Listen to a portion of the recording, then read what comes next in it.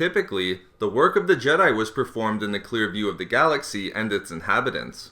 Working to promote and guard peace and justice within the galaxy, a Jedi's role was generally served in public and within plain sight, as they undertook peacekeeping and diplomatic missions or attempted to bring the galaxy's criminals to justice. However, not all actions taken by the Jedi Order were publicly known, as the importance of some of its missions required that they be performed in secret. And of the crucial work performed by the Jedi Order, perhaps none was more important than the secret missions undertaken by the Order's Jedi Shadows. In this video expose, I will describe who the Jedi Shadows were and explain the important missions that they were tasked with by the Jedi Order, which required that they perform them in secret.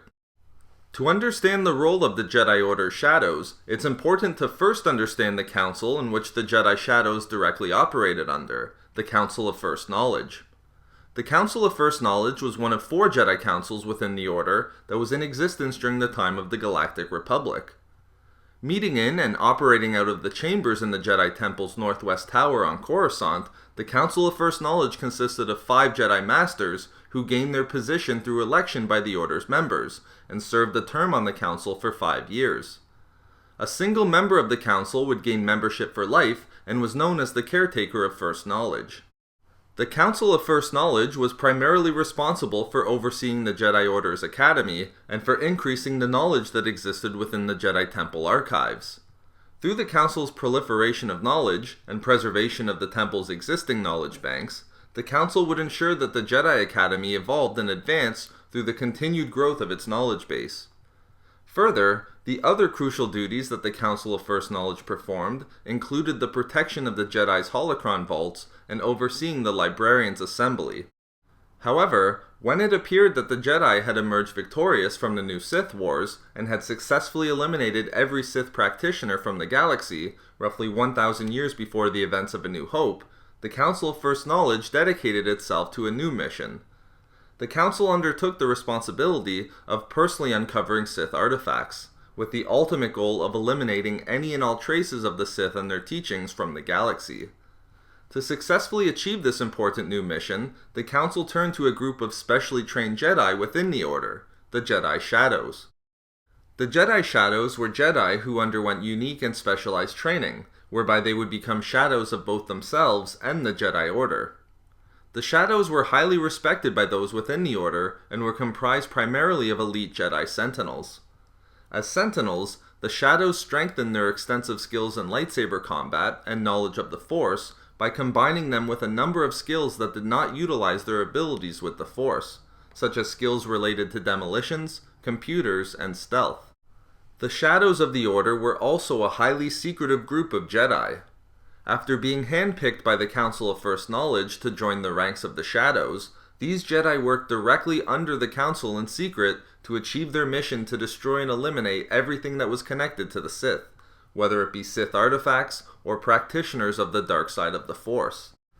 Although the Jedi Shadows' duty of eradicating any and all traces of the Sith took on an important new focus after the Council of First Knowledge personally accepted the responsibility of this task, the Shadows had long been engaged in this role, as far back as 5,000 years before A New Hope. The Shadows were continually dispatched to locate and destroy all traces of the Sith over the millennia from that time, with Jedi Shadows being utilized right up until and during the time of the Clone Wars. The functions of a Jedi Shadow often called upon them to gather information on a particular target so as to make the most complete and devastating blow possible. Because of this potential for long missions, the Shadows, although they were based out of the Jedi Temple, were not regularly present there.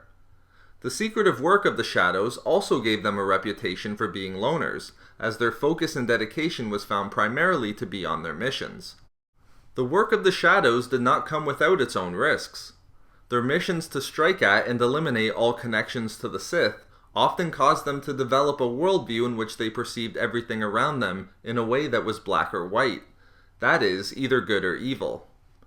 Many times, this would lead to Shadows developing a strong paranoia regarding the world around them, and cause them to attribute the presence of the dark side in nearly everything, even other Jedi within the Order.